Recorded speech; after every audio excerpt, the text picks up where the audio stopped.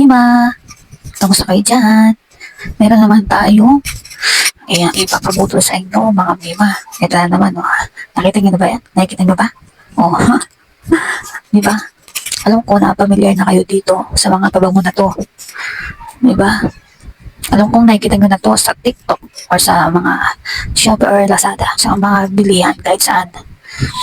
Pero ipapaflex ko pa rin sa inyo. Baka magustuhan ninyo or sa mga hindi pa nakakaalam or interesado. Ayan.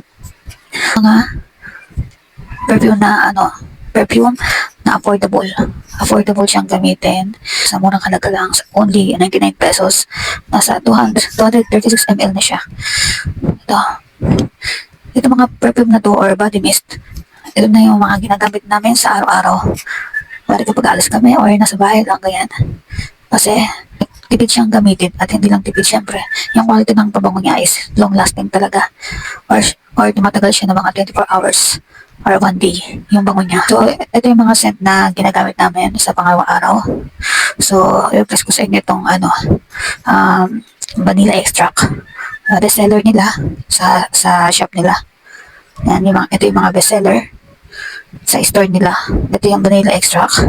Ang amoy niya is vanilla, sweet. Pero yung pagkaka-sweet niya medyo matapang na vanilla. Yan natin na. Okay. Ito amoy nyo. Ito. Hindi siya masakit sa ilong kapag inamoy. Amoy vanilla siya na medyo sweet na matapang. Yung ganun ang amoy niya.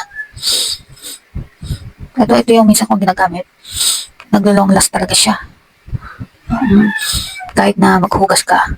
Pare, nilagay mo sa kamay mo. Tapos naghugas ka, ano pa rin amoy niya. Hindi siya nawawala.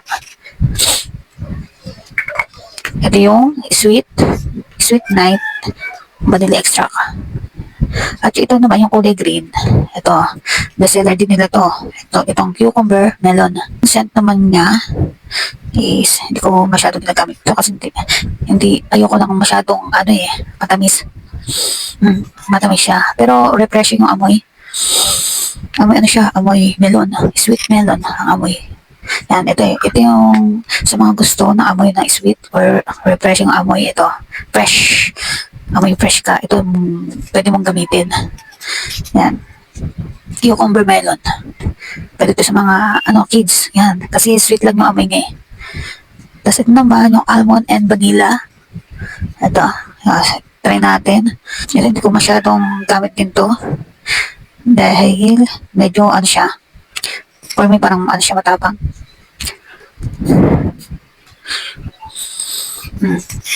Matapang siya na hindi siya katulad nitong cucumber melon na matamis. Matapang na vanilla siya. Ito pwede pang lalaki. Men's perfume pwede ito. Ganun ang amoy niya. Ito pwede sa panlalaki. Pwede sa mga junakis ninyo. Ito pwede sa mga teenager, ganyan. Dito talaga ako nababaguhan eh. Or depende sa mga pang-amoy natin or sa mga gusto nating amoy, diba? Nakaka-depends naman sa amoy ninyo kung anong mga gusto nyo scent. So, ito, ang 99 pesos na nasa 235 ml na siya. Sobrang laki ilang months nyo magagamit or 50 or kalahating buwan or 1 month. Depende sa use ninyo sa araw-araw.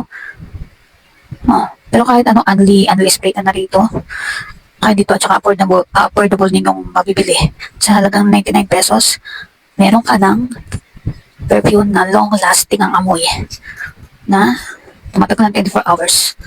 Sure, legit yan. Tsaka malaki pa siya, di ba? Makikita naman ninyo once na namili kayo online, makikita naman ninyo yung mga review na mga ganda naman yung mga review nila, may mga 5 stars. Talagang mababango siya. Hindi lang ito yung mga scent.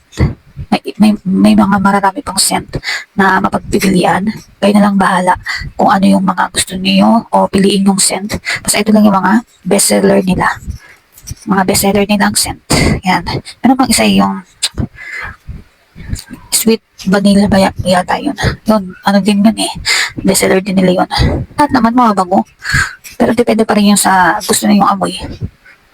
Or scent na gusto ninyo. So kung gusto niyo ng ganitong mga pabango, na gusto niyo laging mabango kayo or everyday use, pwede yan. Yan, everyday use. Ilalagay ko sa yellow basket yung link para maka-order po kayo. Or sa comment section, ilalagay ko yung link doon. I-click nyo lang yung link. O punta na po kayo sa checkout sa page kung saan pwede na po kayong umorder doon. Okay? Kaya sa mga interesado or hindi interesado, affordable perfumes na long-lasting ang amoy. Okay po. Yan po ang ating review for today's video. Product review for today's video. Okay? Sweet Night Body Mist Perfume. Lagay ko po yung link sa comment section. Salamat po. Bye-bye!